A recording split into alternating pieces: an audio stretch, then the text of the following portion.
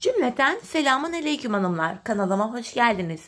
Bugün sizlere ajurlu tek renk çok güzel bir 5 diş patik modelinin baştan sona anlatımını yapacağım. Ben patiğimde piyasada rahatlıkla bulabileceğiniz patiklik iplerden kullandım. Gri tonlarında ipim Ören Bayan Dora'nın, renk kodum 007. Patiğimde kullandığım şişlerim ise 3 numara hanımlar 5 şiş. Hemen patiğimi göstereceğim. İşte patiğimiz bu şekilde. Ajurlu çok güzel bir model yaptım. Yapılışı gerçekten çok kolay. Bakın bot patik tarzında. Çok şık, çok zarif, güzel bir patik oldu. Hanımlar, bu patik benim elimin ölçülerine göre 37, 38 ve 39 numara ayaklar için uyumlu oldu. Hemen patiğimize başlayalım birlikte.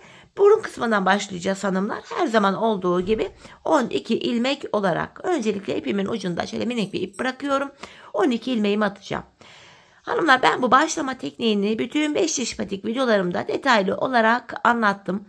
Şimdi sil baştan yeniden gösteriyorum. Sebebi şu: bu videoya ilk defa denk gelecek olan hanımların da kafaları karışmasın diye.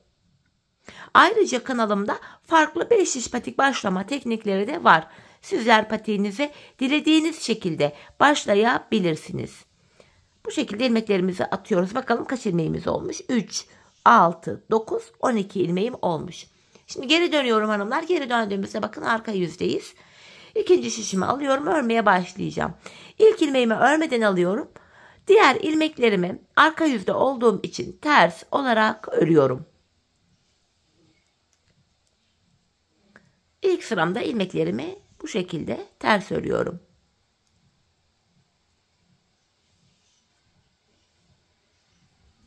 Şimdi geri döndük hanımlar, ön yüzdeyiz. Artık bu aşamada tamamen düz örgü uygulaması yapacağım ve 5 şişe de geçeceğiz. Öncelikle ilk ilmeğimi örmeden alıyorum. İkinci ilmeğimi ördüm. Üçüncü ilmeğim 4, 5 ve 6. İlk 6 ilmeğimi ilk şişimle ördüm. Kalan 6 ilmeğimi de ikinci şişimle öreceğim. Yani 12 ilmeğimi 6'şar 6'şar 2 şişime eşit olarak paylaştırıyorum. Şimdi hanımlar, hiç geri dönmeden ilk başladığımız yerlerden ilmekler çıkartacağız. Üçüncü şişime ilmek çıkaracağım. İlk ilmeğimi hemen şu kenardan çıkarıyorum. İlmeğin iki kanadına girerek ilk ilmeğimi buradan çıkarttım. Sonrasında ilmek çıkartabilmek için de hanımlar şu başlangıç yerlerim sık olduğu için tığımdan yardım alacağım. Sırasıyla başlangıç yerlerine girerek ilmeğimi çıkartıp şişime takıyorum. Şu 3 ilmek oldu. Sırasıyla başlangıç yerine ilmeğin iki kanadına birden girerek hanımlar tığım ile giriyorum. Bu şekilde yapalım. Patik burnumuz daha sağlam oluyor hanımlar. Daha dayanıklı oluyor. Buna dikkat edelim. 5 ilmeğim oldu. Şu da 6. ilmeğim. Şimdi bir 6 ilmek daha çıkartacağım. Onu da 4. şişime takacağım. Şu 1. ilmeğim. Devam ediyorum. Şu 2. ilmeğim. Şu 3. ilmeğim. Şu 4. 5 ve en son şu kenara girerek bir ilmek daha çıkartıyorum. 6. Böylece 4 şişimde de 6'şar tane ilmeğim oldu. 5. şişimi aldım ve örmeye başlıyorum. Hanımlar, bir sıra boyunca 4 şişimdeki 6 ilmeğimi de düz olarak örüyorum. 5 şiş patikte bir sıra dediğimiz olay şudur: 4 şişimizdeki ilmeklerimizi de örüp tamamlayınca bir sıra örmüş oluyoruz. İkinci şişime geçtim. Buradaki 6 ilmeğimi de yine düz olarak örüyorum. Boşalan şişimiz ile sıradaki şişteki ilmeklerimizi örüyoruz hanımlar. Üçüncü şişime geldim. Yine buradaki 6 ilmeğimi de düz olarak öreceğim.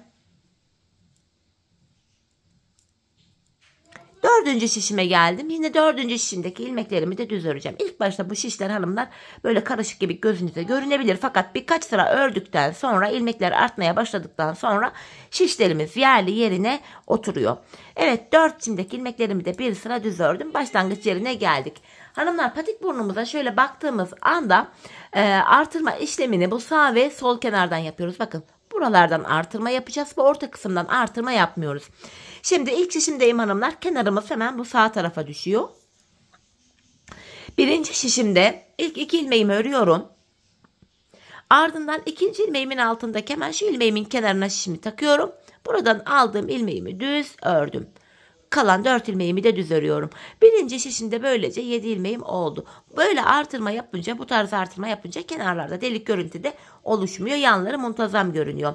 İkinci şişime geldim. Burada da kenar sol tarafta hanımlar. Son 2 ilmeğim kalana kadar öreceğim ve kenardan artırmamı yapacağım. Bu şekilde devam ediyorum örmeye. Bakın sondan ikinci ilmeğimin altındaki şu ilmeğimin kenarına şişimi takıyorum. Buradan aldığım ilmeğimi de yine düz ördüm. Kalan 2 ilmeğim düz örülüyor. İkinci şişimde de 7 ilmeğim oldu. Üçüncü şişime geldim. Burada da kenarımız hemen sağ tarafta ilk başta. İlk 2 ilmeğimi örüyorum hanımlar. Ardından ikinci ilmeğimin altındaki şu ilmeğimin kenarına şişimi taktım ve buradan aldığım ilmeğimi de yine düz ördüm. Diğer ilmeklerim düz örülüyor. Hanımlar böylece ilk 3 şişimde 7'şer tane ilmeğim oldu. Dördüncü ve sonuncu şişime geldim. Burada da kenarımız bu sol tarafa düşüyor. Son 2 ilmeğim kalana kadar öreceğim ve kenardan artırmamı yapacağım. Bakın sondan ikinci ilmeğimin altındaki şu ilmeğimin kenarına şişimi takıyorum. Buradan aldığım ilmeğimi düz ördüm. Kalan 2 ilmeğim de düz örülüyor. 4 şişimizde de 7'şer tane ilmeğimiz oldu. Şimdi hanımlar bir sıra artırma yaptık. Şimdi ilmeklerimizi bir sıra 4 şişimizdeki 7 ilmeğimizi de artırma yapmadan düz olarak öreceğiz. Yani bir sıra artırma yapıyoruz. Bir sıra ilmeklerimizi normal düz örüyoruz. Sebebi şu. Her sıra artırma yaparsak şayet patik burnumuz bir anda açılma yapar ve hoş bir görüntü olmaz. İkinci şişimdeki 7 ilmeğimi de yine artırma yapmadan düz olarak örüyorum. Bu şekilde. Üçüncü ve dördüncü şişimdeki ilmeklerimi de yine aynı şekilde öreceğim hanımlar. Artırma yapmayacağım. Bu düz ilmeklerimi örerken artırma işlemini sizlere kısaca tekrar etmek istiyorum. Artırma işlemini birinci ve üçüncü şişimizde ilk 2 ilmeği ördükten sonra yapıyoruz. İkinci ve dördüncü şişimizde de son 2 ilmek kalana kadar örüp öyle artırmalarımızı yapıyoruz. Evet, dördüncü şişimdeki 7 ilmeğimi de düz olarak ördüm. Şimdi tekrar artırma zamanı. Birinci şişimdeyim hanımlar. Bakın kenarımız hemen bu sağ tarafta. İlk 2 ilmeğimi öreceğim. Ardından ikinci ilmeğimin altındaki hemen şuradaki ilmeğimin kenarına şişimi takıyorum. Buradan aldığım ilmeğimi de yine düz ördüm. Diğer ilmeklerim düz olarak örülüyor. Birinci şişimde böylece 8 ilmeğim oldu. İlmek sayılarımız her artırmada şişlerimizde birer birer artıyor. İkinci şişime geldim. Kenarımız sol tarafta hanımlar. Son 2 ilmeğim kalana kadar öreceğim. İkinci şişimde de artırmamı yapacağım. Bakın sondan ikinci ilmeğimin altındaki şu ilmeğimin kenarına şişimi taktım. Buradan aldığım ilmeğimi düz örüyorum. Kalan 2 ilmeğim düz örülüyor. Üçüncü şişime geldim. Burada da kenar hemen sağ tarafta. İlk 2 ilmeğimi öreceğim hanımlar. Ardından ikinci ilmeğimin altındaki şu ilmeğimin kenarına da şişimi takıyorum. Buradan aldığım ilmeğimi düz ördüm. Diğer ilmeklerim düz örülüyor. İlk 3 şişimde 8'er tane ilmeğim oldu. Dördüncü ve sonuncu şişime geldim. Burada da kenarımız hanımlar bakın sol tarafa düşüyor kenarda. Son 2 ilmeğim kalana kadar öreceğim ve artırmamı yapacağım. Bakın sondan ikinci ilmeğimin altındaki şu ilmeğimin kenarına şişimi takıyorum. Buradan aldığım ilmeğimi de düz ördüm. Diğer 2 ilmeğim yine düz örülüyor. Böylece 4 şişimde de 8'er tane ilmeğim oldu. Şimdi hanımlar yapacağımız işlem şu. 4 şişimizdeki 8 ilmeğimizi de bir sıra düz öreceğiz. Sonraki sıra artıracağız. Düz öreceğiz, artıracağız. Bu şekilde patik burnumuz oluşacak. Ben bu patiğimde her bir şişimde 14'er ilmeğim kalana kadar artırmalarımı yaptım. Sonra da modelime başladım hanımlar. Eğer ki 36 numara yapmak istiyorsanız şişlerinize 13'er ilmek yapın. 40-41 numara yapmak istiyorsanız da 15'er ilmek yapabilirsiniz hanımlar. İlmek sayılarını artırabilirsiniz. Şimdi hep birlikte artırmalarımızı yapalım gelelim. Ardından birlikte modelimize başlayalım. Evet hanımlar, ben her bir şişimde 14'er ilmeğim olana kadar artırmalarımı yaptım geldim. Şimdi modelimize başlayacağız. Toplamda 4 tane bu ajurlu modelimizden yapacağız. Benim gibi 14 ilmek yapanlar benimle aynı sayıda yapsınlar hanımlar. Eğer ki 13 ilmek yaptıysanız şimdi yaparak anlatayım hanımlar. Ben şimdi ilk 3 ilmeğimi düz örerek modelime başlıyorum. İlk 3 ilmeğimi düz ördüm. 13 ilmek başlayanlar ilk 2 ilmeklerini düz örerek başlayacaklar. 15 ilmek yapanlar da ilk 4 ilmekleri düz örerek modele başlayacaklar. Aradaki tek fark bu. Şimdi 3 ilmek düz ördüm. Artırma yapıyorum. İpimi şişime bir kere doluyorum. Öndeki 2 ilmeğin ikisini birlikte keserek örüyorum. Sola doğru kesim yapıyoruz hanımlar. Kesim yaptıktan sonra 4 ilmek düz öreceğim. 1, 2, 3, 4. İkinci ajurlu modelimi yapıyorum. İpimi şişime bir kere doluyorum. Öndeki iki ilmeğimi keserek örüyorum. İkinci modelimi yaptım. Şimdi 4 ilmek öreceğim. 1, 2, 3. İkinci şişimden devam ediyorum. 4. Üçüncü ajurlu modelimi yapıyorum. İpimi doluyorum şişime. Öndeki iki ilmeğimi kesiyorum. Kesim yaptıktan sonra 4 ilmek örüyorum. 1, 2, 3, 4. Yeniden ipimi şişime bir kere doladım. Öndeki iki ilmeğimi keserek örüyorum. Dördüncü ve sonuncu ajurlu modelimi de yaptım. Şişimde 5 ilmeğim kaldı. Kalan 5 ilmeğimi düz olarak örüyorum hanımlar. Modelimiz toplam 4 sıradan oluşuyor. Her 4 sırada bir aynı modeli tekrar ediyoruz. İlk sıramızı ön yüzde böylece tamamladık. Geldik patiğimizin tabanına. Taban bölümünde hiçbir işlem yok hanımlar. İlmeklerimizi patiğimizin tabanında düz olarak örüyoruz. Ajurlu model patiğin tabanına uygun olmadığı için modelimizi tabana kurmuyoruz. Tabanımızdaki diğer şişime geçtim. Yine buradaki ilmeklerimi de düz olarak örüyorum.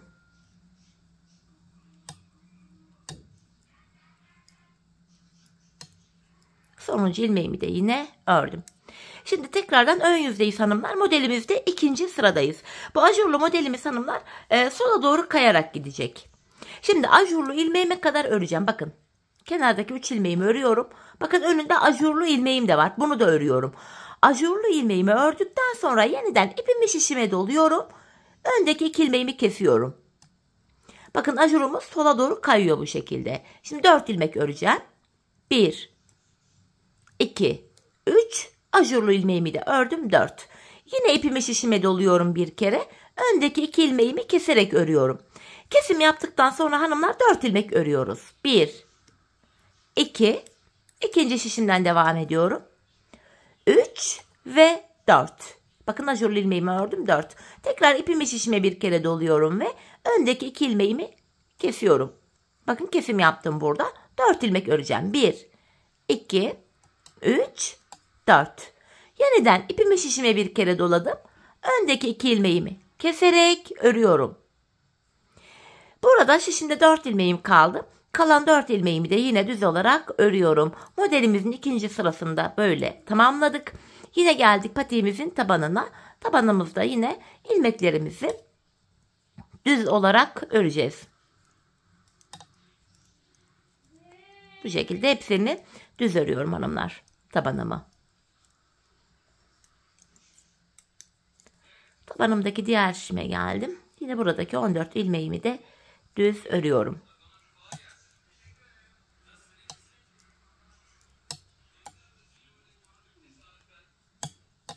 Evet. Yeniden ön yüze geldik hanımlar. Modelimizde 3. sıramızı yapacağız şimdi. Yine ajurlarımız sola doğru kayacak. Ajurlu ilmeğime kadar öreceğim. Sayalım. 1, 2, 3, 4. Bakın ajurlu ilmeğimi de ördüm. 5. Ajurlu ilmeğimi ördükten sonra yeniden ipimi şişime bir kere doluyorum. Öndeki 2 ilmeğimi kesiyorum. Bakın ajurlarımız sola doğru kaydı. Model kendini göstermeye başladı. Kesim yaptıktan sonra hanımlar yine 4 ilmek örüyorum. 1, 2, 3. Ajurlu ilmeğimi de ördüm. 4. İpimi şişime doluyorum. Yine öndeki 2 ilmeğimi keserek örüyorum. Tekrar 4 ilmek öreceğim. 1. İkinci şişimdeyim. 2, 3, 4. Yine ipimi şişime bir kere doladım. Öndeki 2 ilmeğimi kesiyorum. Yine 4 ilmek öreceğim. 1, 2, 3, 4. Tekrar ipimi şişime bir kere doluyorum. Öndeki 2 ilmeğimi kesiyorum. 4. ajurlu modelimizi de yaptık. Şişimde kalan 3 ilmeğimi de düz olarak örüyorum. Modelimizin 3. sırasında tamamladık hanımlar ön yüzde. Yine tabanımıza geldik. Tabanımızda yine ilmeklerimizi tamamen düz olarak öreceğim.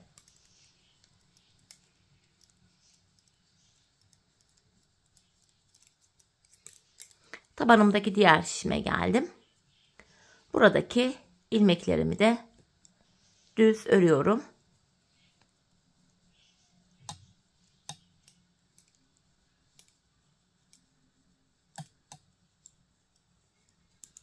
Tekrar ön yüzdeyiz hanımlar. Modelimizde 4. ve sonuncu sıramızı yapacağız.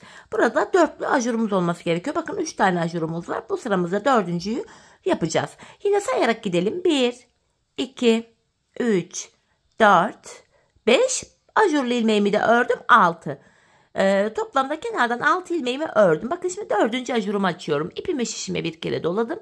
Öndeki 2 ilmeğimi keserek örüyorum. Yeniden 4 ilmek öreceğim. 1, 2, 3, 4. Yine ipimi doladım. Öndeki 2 ilmeğimi keserek örüyorum. İkinci ajurlu modelimizi de yaptık. İkinci şişimden devam edeceğim. Tekrardan 4 ilmek öreceğim. Buraya da tüy takılmış, aldım. 4 ilmek örüyorum. 1, 2, 3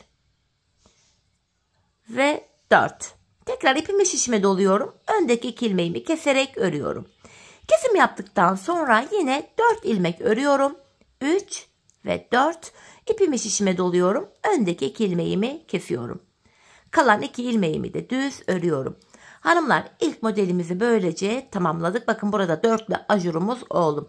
Patiğimizin tabanını ördükten sonra ikinci modele başlayacağız. Her 4 sırada bir aynı şekilde model kendini tekrar edecek. Modelimizin hep topu bundan ibaret. Gayet kolay bir model gördüğünüz gibi. Tabanımdaki diğer şişime geldim. Yine buradaki ilmeklerimi de düz örüyorum.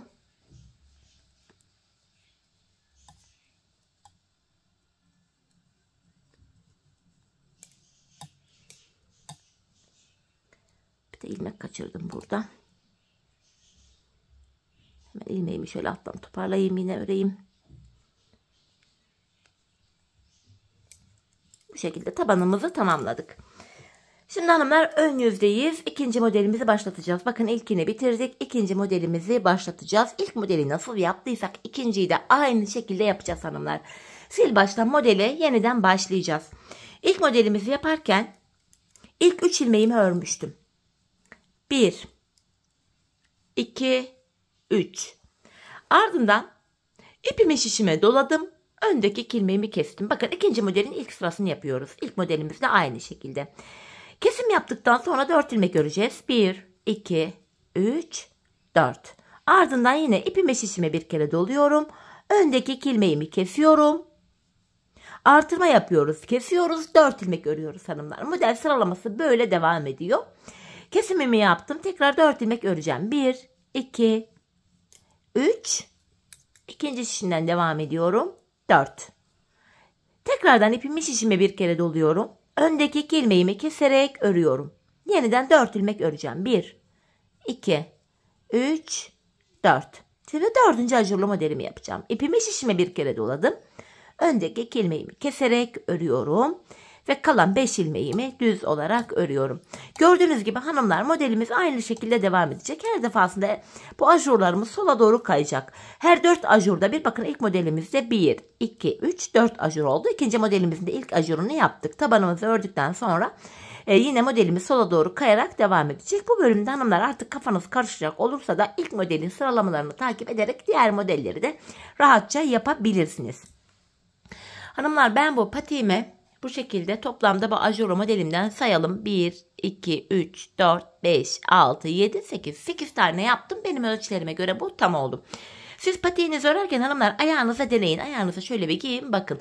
Belki ben 8 yaptım ama belki siz 7 yapacaksınız. Belki 9 yapacaksınız. Bu tamamen sizin ölçülerinize göre, yapmak istediğiniz boyuta göre değişiklik gösterebilir. Şimdi hep birlikte patiğimizin ön bölümünü kendi ölçülerimize göre tamamlayalım. Gelelim. Ardından da birlikte haroşalı boğazımıza başlayalım. Evet hanımlar, ben toplamda 8 tane ajurlu modelimden yaptım ve geldim. Sayalım. 1, 2, 3, 4, 5, 6, 7 ve bu da 8.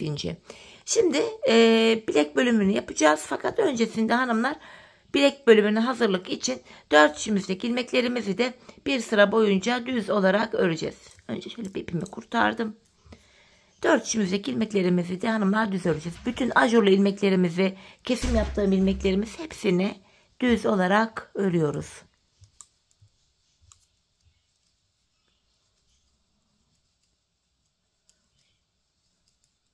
İlk ilk şişimdeki ilmeklerimi ördüm. Devam ediyorum.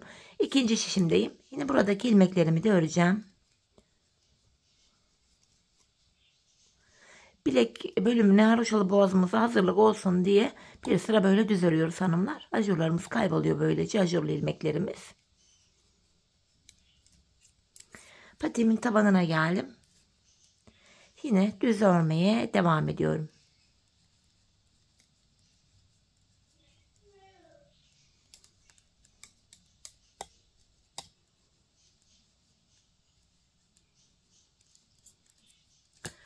Sonuncu şişime geldim.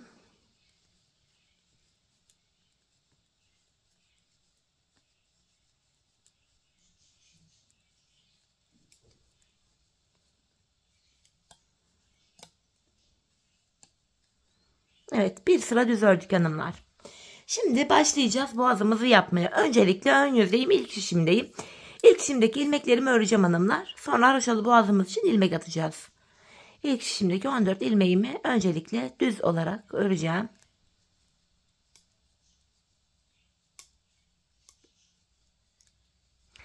Şimdi ikinci şişime geldim. Hanımlar, ikinci şişime bu haroşalarım için 7 tane ilmek atacağım. Şöyle hemen ikinci şişim burada. Bakın, ipimi parmağıma dolayıp buraya ilmek atıyorum. Bir ilmek oldu. Şu ikinci ilmeğim. Şu üçüncü ilmeğim. Şu dördüncü ilmeğim. Şu beşinci ilmeğim. 6 ve 7. 7 adet ilmek attık. 14 ilmeğim vardı. Şimdi 7 ilmek daha attık. 21 ilmek oldu. Tekrar 14 ilmek kalana kadar haroşalı boğazımızı yaparken kesimler yapacağız hanımlar. Öncelikle ben haroşa örgüyü bu bölümde haroşa öreceğiz. Örgümüzün hem ön hem arka yüzünde düz örgü örerek elde ediyorum. Sizler örgünüzün her iki tarafında ters örgü örerek de haroşalarınızı oluşturabilirsiniz. Öncelikle bu ilk ilmeği aldım. İkinci ilmeğimi düz örüyorum. Üçüncü ilmeğimi örüyorum. Şu dördüncü ilmeğim. 5 ve 6. Hanımlar, ilk 6 ilmeğimi ördüm. Normalde haroşalı boğazımız için 7 ilmek atmıştık. 7. ilmeğimi örerken şişimden de bir ilmek alıyorum ve ikisini birlikte keserek örüyorum. Bu şekilde. 6 ilmek ördük. 7. de kesim yaptık. Kesim yaptıktan sonra şöyle geri dönüyorum. Bu aşamada hanımlar bakın, ipim benden tarafta, bakın. İlk ilmeğimi, kesim yaptığım ilmeğimi örmeden aldım. Diğer 6 ilmeğimi yine düz, yani haroşa olarak örüyorum. Şimdi geri döndük. Yeniden ön yüzdeyiz. Ön yüzde kesimler yapacağız hanımlar. Yine ilk 6 ilmeğimi öreceğim. 7. ilmeğimi örerken kesimimi yapacağım. Şu 3. ilmeğim 4, 5, 6. 7. ilmeğimi örerken şişimden de bir ilmek alıyorum. İkisini birlikte keserek örüyorum. Yeniden geri döndüm. Tekrar arka yüzdeyim. Kenar ilmeğimi alıyorum. İlk ilmeğimi, ipim benden taraftaydı. Sonra devamında gelen 6 ilmeğimi haroşa olarak örüyorum. Yeniden geri döndüm. Tekrar ön yüzdeyiz. Ön yüzde devamlı olarak hanımlar böyle kesimler yapacağız. Şişimizde 14 ilmek kalana kadar bu kesimlere devam edeceğiz. Bakın, ilk 6 ilmeğimi ördüm. 7. ilmeğimi örerken şişimden de bir ilmek alıyorum. İkisini keserek örüyorum. Geri döndük, yine arka yüzdeyiz. Bu ilk ilmeğimi örmeden alıyorum. Diğer ilmeklerimi haroşa sıra sonuna kadar örüyorum. Ön yüzde hanımlar kesim yapıyoruz. Haroşalı boğazımızda bu sol kenarı yapıyoruz şu anda. Yine kenar ilmeğimi aldım. İlmeklerimi örüyorum. 4 oldu. 5, 6. 7. ilmeğimi örerken yine şişimden de ilmek alıp ikisini keserek örüyorum. Bakın hanımlar, haroşalı boğazımız bu şekilde oluşmaya başladı. Tekrar geri dönüyorum. Arka yüzdeyim. İlk ilmeğimi örmeden aldım. Diğer 6 ilmeğimi haroşa olarak sıra sonuna kadar ördüm. Devam ediyoruz. Ön yüzdeyiz. Kesimlerimizi yapacağız. Dediğim gibi 24 ilmeğimiz kalana kadar bu kesme işlemimize devam edeceğiz hanımlar. Bakın, ilk 6 ilmeğimi ördüm. 7.'yi örerken yine kesimimi yapıyorum. Burada 7 ilmek var. Şişimizde 3, 6, 9 ilmek var. 7, 9 daha Burada 7 var. Yeniden sayayım. Burada da 9 var. 16 ilmek var hanımlar. Daha 2 tane daha kesim yapacağız. Bu şekilde 14 ilmek kalacak. Şimdi tekrar geri döndük. Arka yüzde yine ilmeklerimi haroşa örüyorum. Tekrardan geri döndüm. Ön yüzdeyim. Yine ilk 6 ilmeğimi öreceğim. 7.'yi örerken kesimimi yapacağım. Şu 4. 5. 6. 7. ilmeğimi örerken kesimimi yaptım. Şimdi geri döndük. Yine arka yüzdeyiz. İlk ilmeğimi örmeden alıyorum. Devamında gelen 6 ilmeğimi düz olarak örüyorum. Geri döndük, yine ön yüzdeyiz. Tekrar ilk 6 ilmeğimi öreceğim. 7.'yi örerken kesimimi yapacağım. 4 oldu. 5, 6. 7. ilmeğimi örerken öndeki 2 ilmeği kesiyorum. Bu şekilde kesimimizi yaptık. Burada 7 ilmek var hanımlar.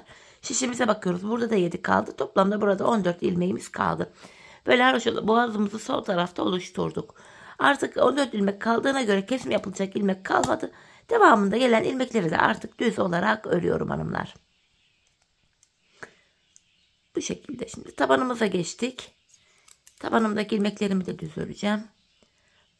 Şimdi sol taraftaki haroşalı boğazımızı tamamladık hanımlar. Şimdi ön yüze geldiğimiz anda yeniden sağ kenardaki haroşalarımızı da yapacağız. Şu anda patiğimin taban kısmını düz olarak örüyorum. Hanımlar artık patiğimizin arka bölümüne geldik. Arka bölümde ön yüzdeysek düz örgü, arka yüzdeysek de ters örgü uygulaması yapacağız. Şu anda ön yüzde olduğum için ilmeklerimi düz örüyorum. Haroşalı boğazımızı tamamlayıp geri dönünce arka yüzde olacağız ve ilmeklerimizi ters öreceğiz. Evet, tabanımızı ördüm. Şimdi yine ilk şişindeyim hanımlar.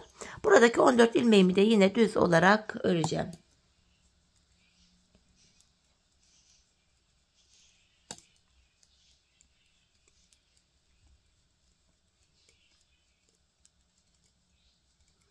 Şimdi hanımlar bu sol kenarın haroşasını yapmıştık. Sağ kenarımız kaldı.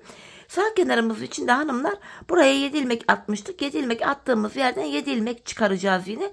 Bu defa da sağ tarafın haroşalı boğazını yapacağız. 7 ilmek attığımız yerden ilk ilmeğimi hanımlar bakın ilk ilmek arasından şuradan girdirerek böyle ilk ilmeğimi çıkartıyorum. Buradan da böyle 7 ilmek çıkartacağız. Devam ediyorum. Şu ikinci ilmeğim.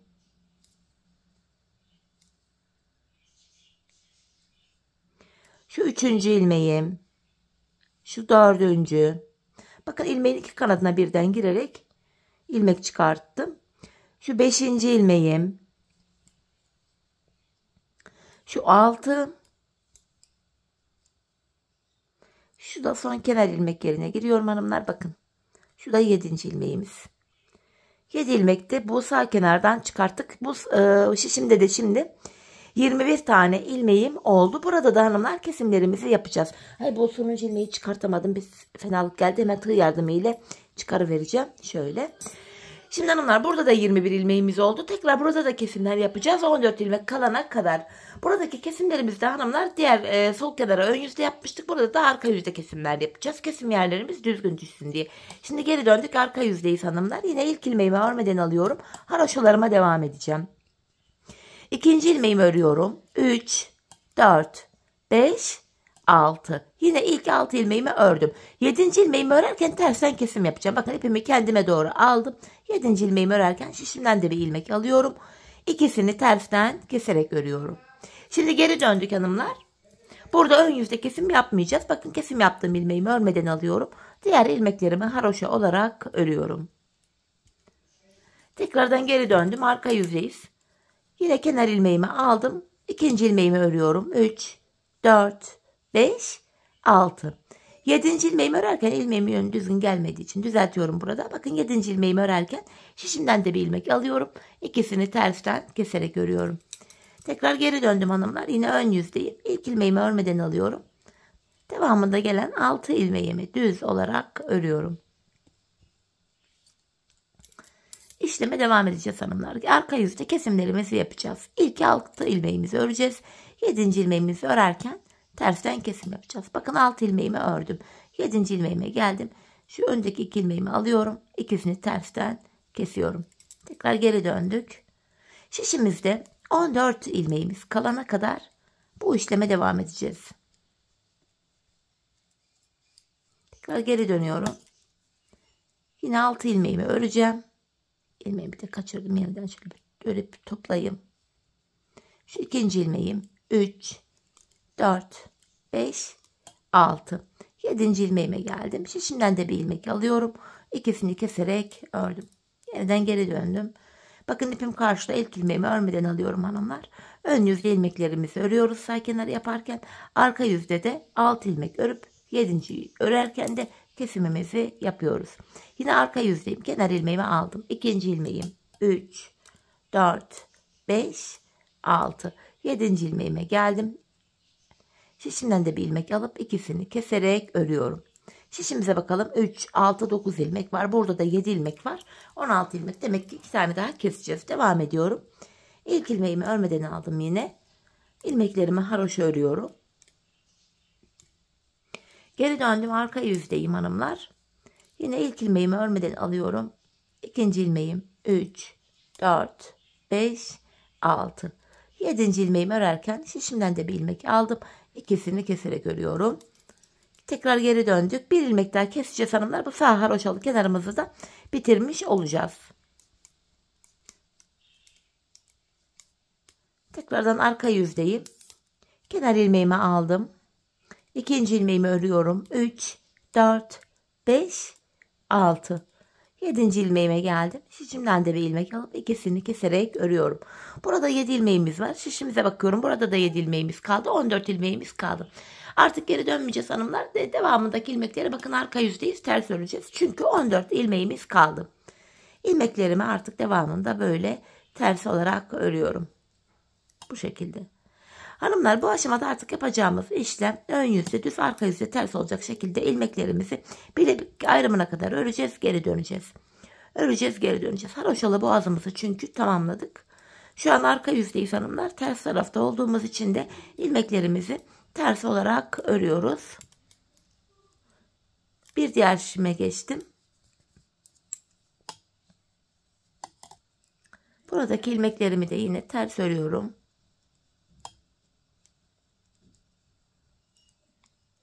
Bu şekilde devam ediyorum örmeye.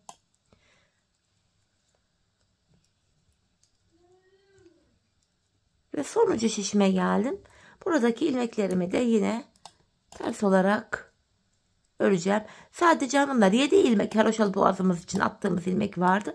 6'sını haroş olarak kullandık. 7'sini de 7. ilmeği de kesim için kullanmıştık. Buralarda 6'şer ilmek haroşamız oluyor kenarlarda. Son 6 ilmeğim de haroşa olduğu için düz olarak öreceğim. Kenarlardaki haroşalarımızı haroşa örmeye devam edeceğiz. Bu şekilde. Baktığımızda hanımlar şöyle ön yüzden haroşalı boğazımızın görüntüsü bu şekilde. Şimdi hanımlar, patiğimizin arka bölümünde artık bu aşamada fazla şişlerle uğraşmaya da gerek yok. Sadece 3 şiş ile patiğimizin arkasını yapacağız. Hemen nasıl şişleri azaltacağımızı da göstereceğim. Bakın 6 tane haroşamı ördüm. Ön yüzde olduğum için diğer ilmeklerimi de yine düz olarak örüyorum. İlk şişimdeki ilmeklerimi ördüm. Ardından hanımlar birinci ve ikinci şişimdeki ilmeklerimi bir tek şişte toplayacağım. Bakın ikinci şişimdeki ilmeklerimi de ilk şişimle örmeye devam ediyorum. Burada arka tarafta fazla şişlerle uğraşıp yorulmaya da gerek yok hanımlar. Şiş sayılarını bu şekilde azaltabiliriz. 2 şişteki ilmeklerimi tek şişte topladım. Şimdi hanımlar, burada da 2 tane şişim kaldı. Bu 2 şişteki ilmeklerimi de yine tek şişte toplayacağım. Öncelikle buradaki 14 ilmeğimi öncelikle düz öreceğim. Düz örgü olduğu için buraları hızlıca örüyorum hanımlar. Bir anlatılacak model detay yok buralarda. Buradaki ikinci şişimdeki 14 ilmeğim vardı. Bunu da yine aynı şişimle öreceğim. Böylece hanımlar şiş sayılarımız azalmış olacak. Patiğimizin arkasını daha rahat örebileceğiz. Son 6 ilmeğime geldim. Haroşaydı. Bunları da yine düz örüyorum. Böyle bu şekilde devam edecek. Bilek ayrımına kadar ördük. Şimdi geri döneceğiz. Arka yüzde ilmekleri öreceğiz. Tekrar ön yüzde devam edeceğiz. Bilek ayrımına kadar gideceğiz, geleceğiz. Bu böyle devam edecek. Hanımlar, ben bu patiğimde arka bölümünü ne kadar ördüğümü hemen açıklamak istiyorum. Bu haroşalı boğazı eklediğim yerden itibaren buradan tam orta kısmından saydığımız anda bu haroşa dişlerini 19 sıra haroşa diş ördüm. Tam orta kısımdan hesapladım. 19 diş haroşa ördüm. Yeterli geldi. Şimdi bakalım kaç diş haroşamız olmuş. Elimizdeki patiğimizde hemen bakın başlangıç yerimiz burası. Sayıyorum. 1, 2, 3, 4, 5, 6, 7 diş haroşamız olmuş. Toplamda 19 diş haroşamı öreceğim. Sizler bunu yaparken patiğinizi bir kısım ördükten sonra hanımlar bir ayağınıza giyin, ölçün. Patiğinizin arkasında bu topuğunuzun kenarına gelene kadar örmeniz gerekiyor. Bu şekilde ölçerek yaparsanız patiğiniz ayağınıza tam olur. Büyük ya da küçük oldu diye sorun yaşamazsınız. Şimdi hep birlikte patiğimizin arkasını tamamlayalım, gelelim. Ardından da birlikte topuğumuzu keselim. Evet hanımlar, patiğimin arkasını tamamladım ve geldim. Bu aşamada hanımlar ilmeklerimi bakın, bu ön yüzden baktığımız anda sol tarafa 24 ilmek kalacak şekilde ayarladım. Buraya 24 ilmeğimi taktım. Kalan ilmekleri de bu sağ şişime aktardım. Bunu yapma sebebim de şu: topuk kesiminde bize kolaylık sağlasın. 2'de 1 ilmeklerimizi saymak durumunda kalmayalım diye. Şimdi topuğumuzu yapmaya başlayacağız. Patiğimizin topuk bölümünde hanımlar kenardaki 6 ilmek haroşamızı yine haroşa olarak öreceğiz. Model bütünlüğü sağlansın diye. 6 haroşamı ördüm. Ardından ön yüzdeyim. İlmeklerimi düz olarak ve sayarak örmeye devam edeceğim. 6 haroşamı örmüştüm. 7, 8, 9, 10, 11, 12, 13, 14, 15, 16, 17, 18, 19, 20, 21, 22, 23. İlk 23 ilmeğimi normal düz olarak ördüm. 24. ilmeğimi örerken öndeki 2 ilmeğimi kesiyorum hanımlar. 24. ilmeğimde kesim yaptım. Zaten bu sol tarafa da 24 ilmek ayırmıştık. Patiğimizin topuğu için bu orta kısma baktığımız anda burada da 7 ilmeğimiz kaldı. Bu 7 ilmeğimiz her seferinde birer birer kesilerek eksilecek ve böylece bittikten sonra patiğimizin topuğu oluşacak. Şimdi yapacağımız işlem şu: kesim yaptıktan sonra geri dönüyoruz. Arka yüzdeyiz. Bu ilk ilmeğimi örmeden alıyorum. Arka yüzde olduğum için diğer ilmeklerimi ters olarak örüyorum. Sadece kenardaki son 6 ilmeğim haroşa olduğu için son 6 ilmeğimi düz öreceğim.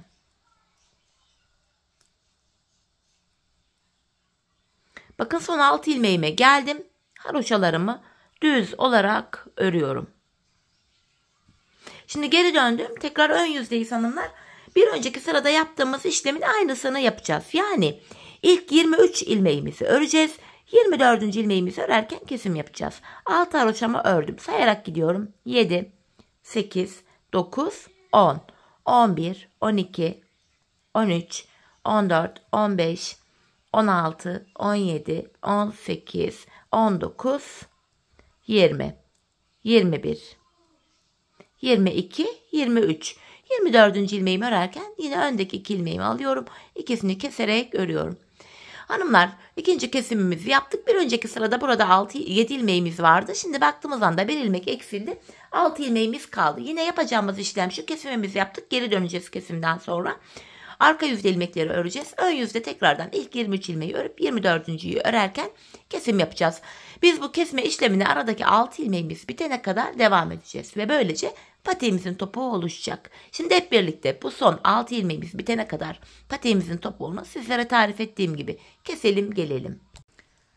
Evet hanımlar, aradaki 6 ilmeğin bitene kadar ilmeklerimi kestim, geldim. Şimdi ilk başta bu sol tarafa 24 ilmek ayırmıştık. Kesimlerden sonra sağ şişinde de 24 ilmeğim kaldı. Yani her iki şişimizdeki ilmek sayıları da birbirine eşit. Bu aşamada patiğimin düz tarafı içeride, ters tarafı da dışarıda olacak şekilde böyle ikiye katlıyorum. Ben tığ ile kolay kesim yapabiliyorum hanımlar. Tığımı elime aldım. İlk kesimim şöyle: benden taraftaki şişten bir ilmek, ikinci şişten de bir ilmek alıyorum. İkisini birlikte keserek örüyorum. Diğer kesimlerim de şöyle olacak: benden taraftaki şişten bir ilmek, ikinci şişten de bir ilmek aldım. İkinci ilmeğimi ilk ilmeğin içinden geçiriyorum ve tığımdaki 2 ilmeği topluyorum. Benden taraftaki şişten bir ilmek, ikinci şişten de bir ilmek alıyorum. İkinci ilmeği ilkinin içinden geçirip tığımdaki 2 ilmeği topluyorum. Karşılıklı olarak şişlerimizden birer tane ilmek alıyoruz ve ikinci şişten almış olduğumuz ilmeği ilk şişten almış olduğumuz ilmeğin içinden geçiriyoruz. Tığımızdaki ilmeklerimizi topluyoruz. Kesme işlemini bu şekilde gerçekleştiriyoruz. Böyle. Şimdi kalan ilmekleri de aynı şekilde keselim, gelelim. Evet hanımlar, ilmeklerimi kestim. Bakın, son 2'şer ilmeğim kaldı şişlerimde. Yine buradaki ilmeklerimi de aynı şekilde alıyorum. İkinci ilmeğimi ilkinin içinden geçirip tığımdakileri topladım. Son birer ilmeğim kaldı. Burada da yine aynı işlemi tekrar ediyorum. İkinci ilmeği ilkinin içinden geçiriyorum. Ve tığımdaki 2 ilmeğimi topluyorum. Sonra buraya bir tane şöyle sıkı bir zincir çekip ipimi kesiyorum. Böylece patiğimizin topuğunu tamamladık. Hemen ipimi gizleyeceğim. Sonra birlikte topuğumuza bakalım.